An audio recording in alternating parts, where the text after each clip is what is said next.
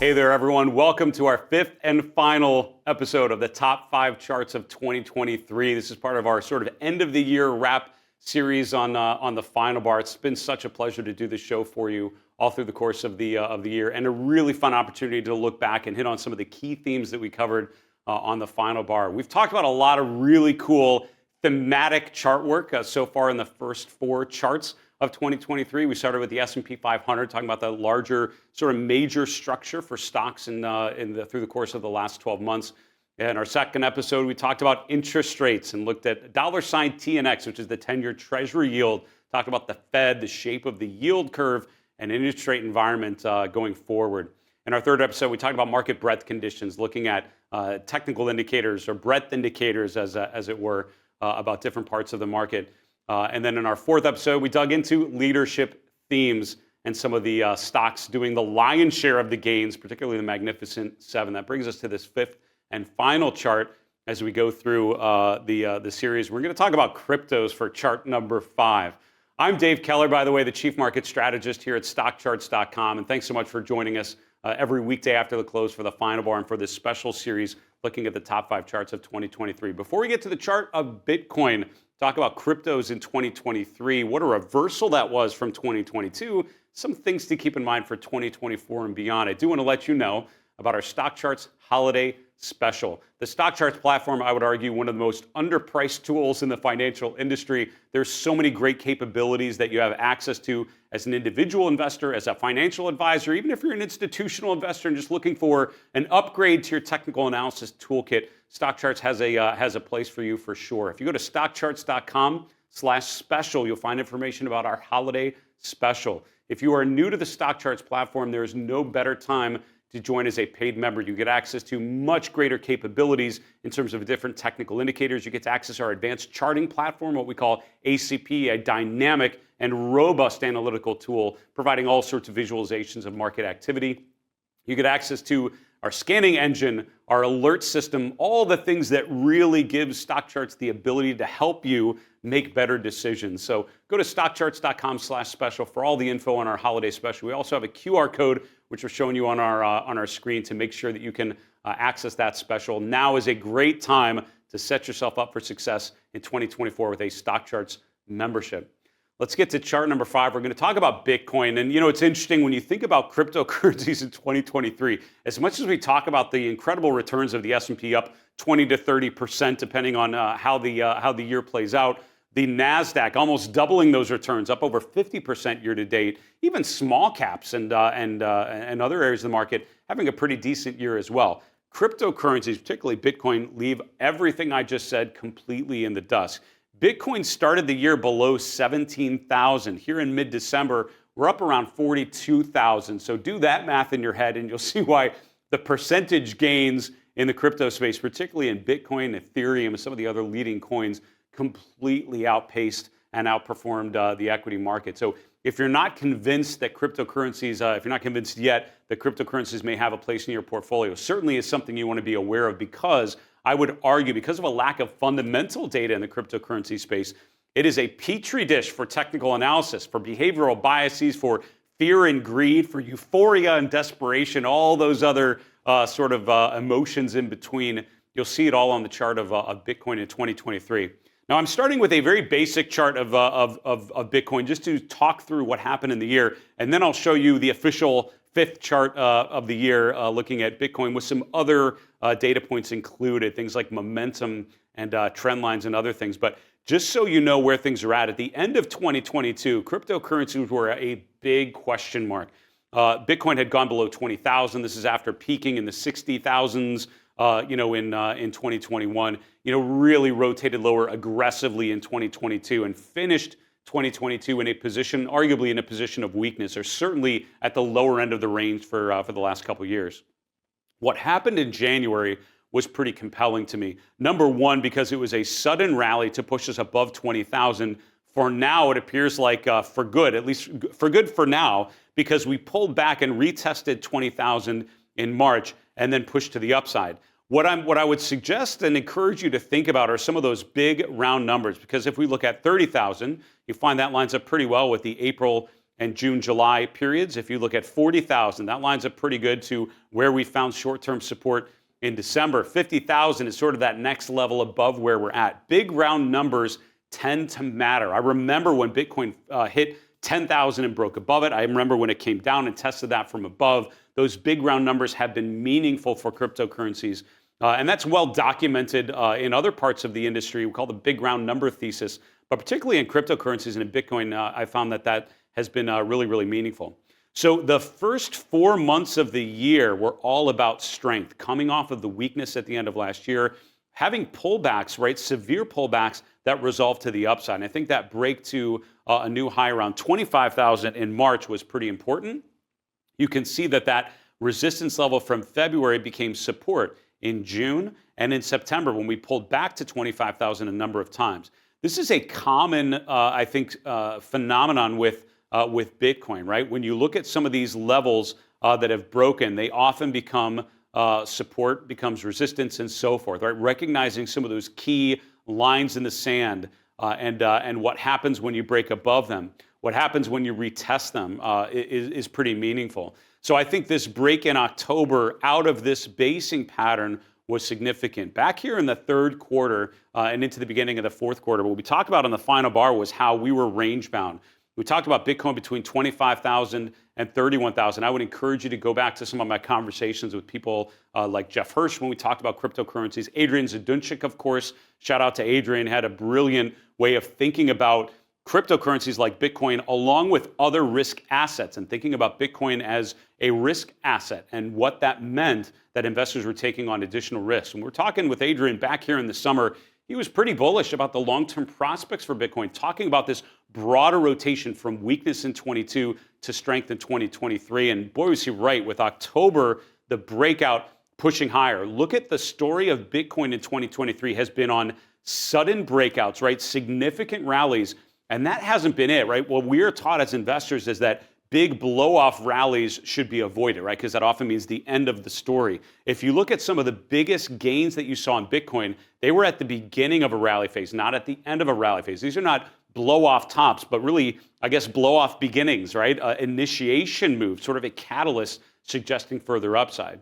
So as we look at Bitcoin over 2023, it's been all about a rally and consolidation, whether that was a choppy consolidation like you saw in March and April, whether it was more of a basing pattern like you saw in the 6-month period in the middle of the year. These have been resolved to the upside, so it's been about a consolidation and then a rally to exit that. That brings us to where we're at now with arguably what I probably loosely describe as a pennant pattern, which is when you have a big rally and then you have a consolidation of lower highs and higher lows, or sort of in that 40 to 45,000 range between lower highs and higher lows. I would look to see if we can complete 2023 with a break out to the upside, pushing out of that pennant. And if we would, that would suggest much further upside for Bitcoin into 2024.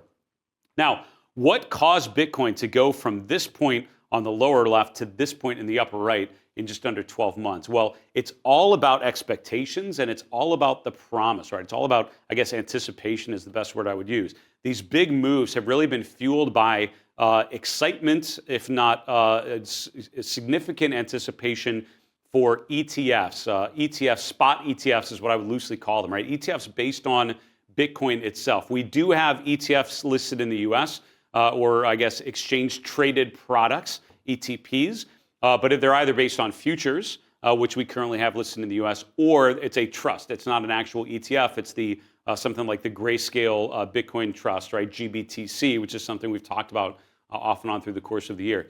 An ETF listed on spot Bitcoin, which is something they do have in Canada, but we do not have approved yet here in the US. That is the anticipation that you see reflected on this chart, really in October, November, December, that anticipation that there will be broader adoption of Bitcoin because more and more investors will be able to access Bitcoin using an ETF wrapper as opposed to setting up a Coinbase account or some sort of digital wallet, which, I don't know about you, but like my father, who's now in his 70s, unlikely he will be setting up a digital wallet and hooking up some NFTs here anytime soon. But if there's an ETF with an opportunity to get exposure to Bitcoin, I could see investors like him wanting to take a shot at it. So that's the promise. So here we're now getting to the official top 5 chart. This is chart number 5. This is my chart of Bitcoin really in the last 2 years. And the reason why I wanted this particular chart is because I think it encapsulates the rotation that we've experienced from a very negative year, 2022, so what has been a very positive year in 2023.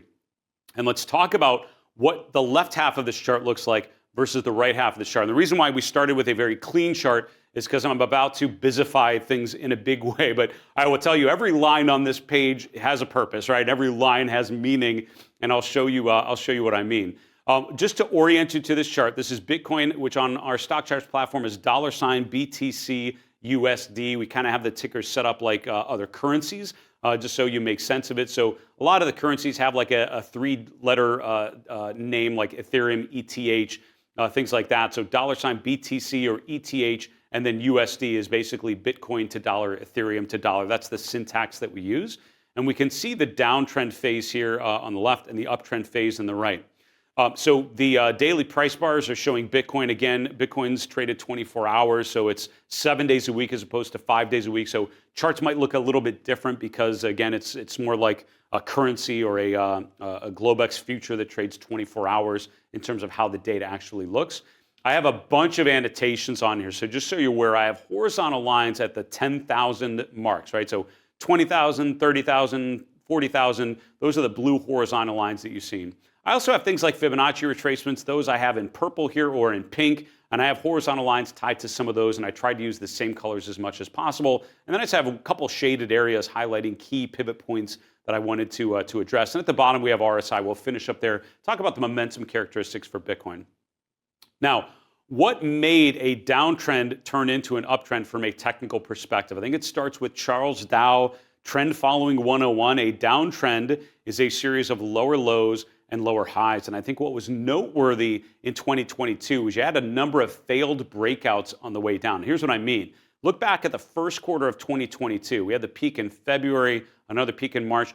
We broke above that in April. And all of a sudden, or actually it was late March here, all of a sudden it looked like, okay, is this a return back to previous highs? But it was a failed breakout, meaning we broke out, but then stalled out and once again came back in that range. So it was a breakout that didn't continue, which is actually one of the more bearish things you can see. You see here in May, we had a bit of a consolidation phase, a pop higher, but we stalled out and made a new low soon after. Here in July and in August, we made a couple newer highs, and all of a sudden it felt like, all right, maybe that was the bottom, around 18 to 20,000. It wasn't to be. We actually made a new swing low. So anytime you see a chart where breakouts fail, right, what we call failed breakouts, that is a very negative confirmation. Every time we have a failed breakout, I would argue that's yet another confirmation that this is still a downtrend. And Bitcoin was frustrating in 2022 if you bought those breakouts because you basically bought short-term upswings and then they didn't continue, right? You never had that follow. You never really had that higher low, which tends to validate those breakouts. But then that changed in 2023, right? We'll talk about momentum in a minute, but just looking at the price action, all of a sudden we made a really good higher low here in December. And at the end of last year, the low, right, the low was around 15 to 16,000 here in November.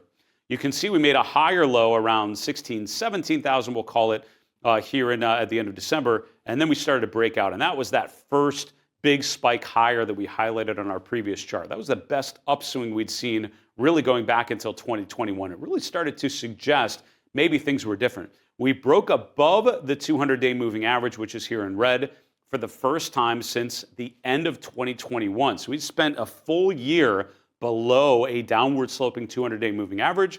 That changed. The 200-day actually was sideways.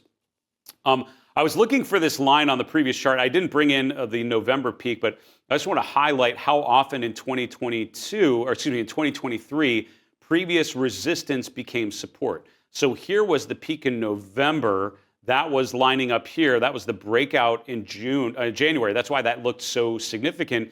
Then look at the pullback, which pulled back to that same resistance level. Then you can see we broke it. I'm going to make this chart just a little bit bigger because we're really getting into the weeds here. But you can see how we tested resistance, we broke out, and then pulled back and tested that same level. Now, we ended up breaking that here, which was why in March, I think at the end of the first quarter, really mid-first quarter there, things looked a little questionable. It was like, oh, is this going to retrace back to the previous lows? The 200-day held, which I think was pretty meaningful, and then we got right back up to this range. We broke back above that level around 21,500, and I think that was an important level to get back above.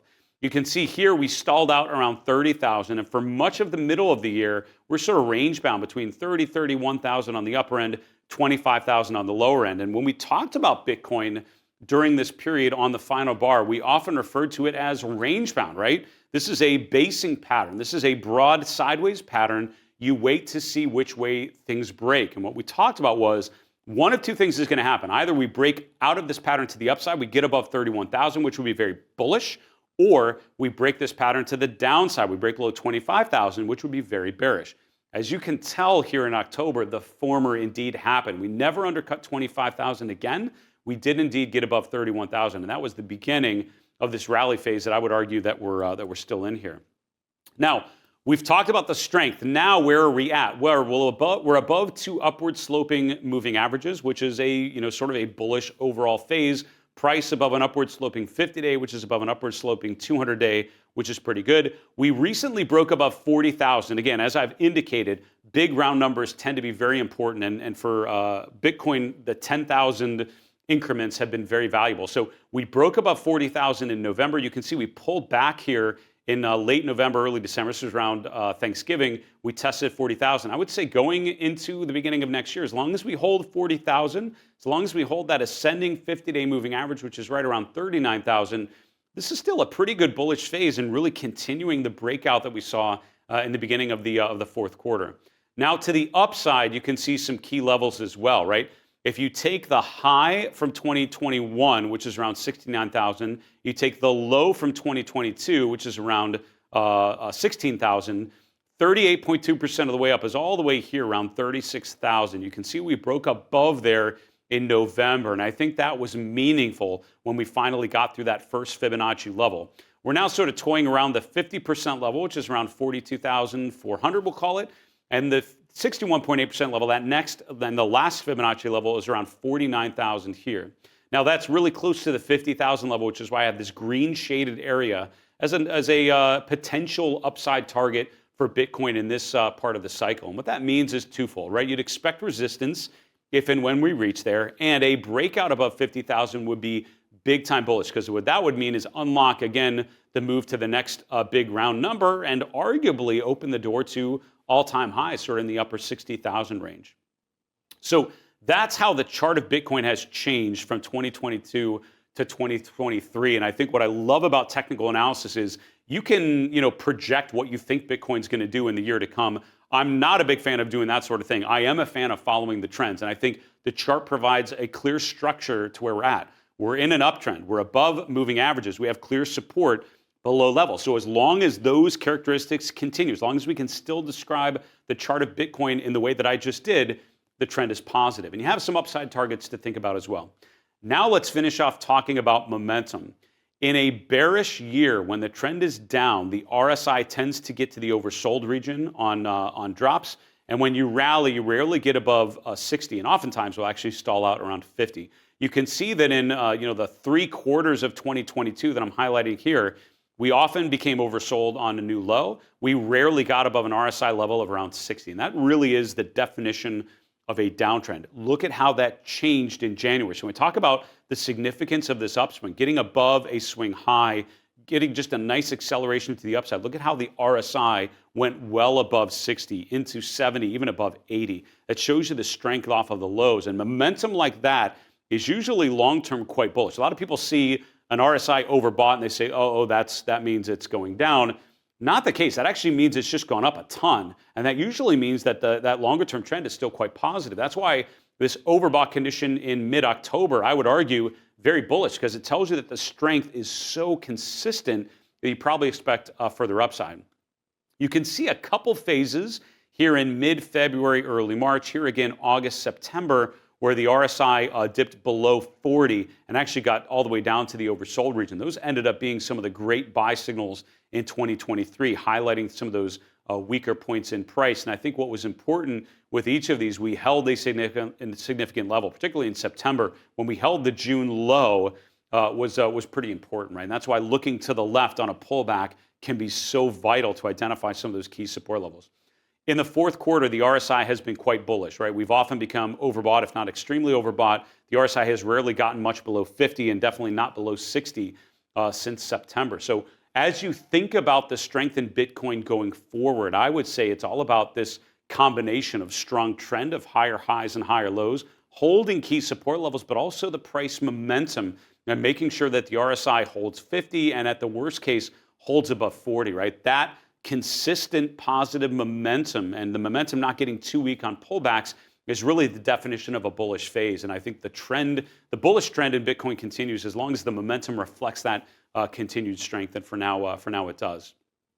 Now, this chart of Bitcoin to finish up this fifth of the top 5 charts of 2023, I think this chart of Bitcoin really shows the annotation engine on stock charts at its best. And I'm going to show you all the things that I did to create this particular visual. And you can see that this chart is very busy. I try not to show charts like this too often because my goal in life is to simplify things in general, life in general, decision making, what happens between our ears. I think we overcomplicate things way too often. Let's simplify it. So I hesitate to show a very busy chart, but this is the type of chart that I have that I don't show as much on the air, but these are the ones that I use real time in my own analytical process because I was taught charts are the conversation that you have with the markets. And for something like the S&P or the QQQ or mega cap names like Apple, something like Bitcoin, things you're going to be looking at often, use annotations, use notes to capture your thinking. And then when you look back at the end of the year, you can see exactly what you were thinking along the way. So here are all the things that I did on this chart. And I will tell you, I'm showing this all on Sharp Charts, which is our main charting engine, getting a major facelift here at the end of 2023, going into 2024. By the way, a complete UI redesign around this charting platform. And our developers are actually redesigning the Sharp Charts engine from scratch. Hopefully that'll be ready in the early 2024 kind of range. But also remember, everything I'm about to show you, you can also do on our ACP Advanced Charting platform if that's where you use stock charts. All of these tools are available, and the way that you do it might look a little different, but overall the results are going to be pretty impressive. So on our Sharp Charts engine, you want to click on Annotate right below the chart, and this is the palette you want to use to apply all these different annotations. I have a bunch of things going on here. I'm using horizontal lines liberally, so when I want to say, all right, this particular level, like 60,000 or 50,000, I'm using the horizontal line feature. That literally just gives you a perfectly horizontal line to analyze it. You can see I also am taking resistance levels and drawing levels. So anytime there's a meaningful level, I'm actually using the trend line tool. This is not a meaningful level. I just need a blank thing to use. So let's say I want to highlight this. So if I left click and drag, I kind of have this free-formed line. But if you hit the Command button on your Mac keyboard and on a PC, I think it's the Alt key, I want to say, but it's something right around there, right by the space bar. It gives you a perfectly horizontal line and also a perfectly vertical line if you want to move the mouse down. But that's the way that it looks like. I have a lot of people I find try to like game it and get it perfectly horizontal. Just hit the Command key or I think it's the Alt key on your PC keyboard. You can get a perfectly horizontal line too. That's a great way to take a significant level and just sort of bring that forward. Now, I like to think of support and resistance levels in ranges. So the way that you do that is actually using the rectangle tool. So what you want to do is draw a rectangle around a specific level that you think is important. You're going to see it's this kind of opaque color. So what you want to do is click on the color, and down here you have a slider to make it less or more transparent, as it were. And that is the way that I get these ranges that are a little easier to see. That was Arthur Hill showed me that years ago, and I love that. I love that trick. The same way I did these ranges on the RSI was I used the rectangle tool and just highlighted and used red and green shading and lightened it a little bit to show those particular data points. What's great about that is once you have all of those annotations on there, you can also, and I meant to show this too, I don't show a lot of language on it just for compliance region and disclosure reasons. I don't want to put too much on the chart that visually suggests that I'm recommending anything, which I'm never doing on the show, as you probably know. But what I would do on my own charts is use the note tool and say this is an important point, and here's why. So what's great about the annotations tool and using these notes is once you put them on here, it actually saves them on your chart. You can also, and this is another tool I know a lot of people like to use, is a call out, which basically calls out a particular point.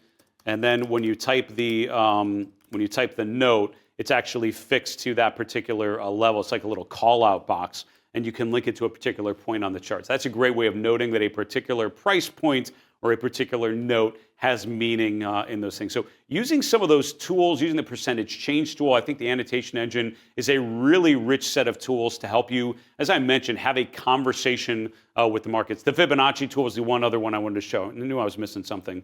If you click on Annotate, go to this one where it looks like the little arcs. Here you can see all the different Fibonacci tools. We have a bunch that we rarely get to on the show, but the one that I use often is Fibonacci retracement. Click on one point, drag it to the second point, and you get the levels automatically indicated. This is great when you've had a run like this. If we do get further pulled back in Bitcoin, I would run this sort of Fibonacci retracement to identify some potential short-term support levels on the way down. So that's it. That is your fifth of the top 5 charts of 2023. What a fun experience this has been. I hope you've enjoyed this walkthrough, really thinking about 2023, some of the key themes that we've talked about, but really focusing on how a platform like StockCharts can really help you better understand the markets. When I'm working with clients, I often tell them the goal is to improve your situational awareness, right? Have a better sense of what's going on around you as an investor. And I think using some of the tools that we highlighted in these top 5 charts of 2023, hopefully give you the tools to have a much more successful 2024. As a reminder, our holiday special is happening now at StockCharts. It's a really good time at year end to gift to yourself the gift of better market awareness, and StockCharts membership could certainly help you along that journey. Again, go to stockcharts.com/special for all the information. For StockCharts in Redmond, Washington, I'm Dave Keller. Be well, stay safe, have a great holiday. Can't wait to be back with you live in 2024. Take care.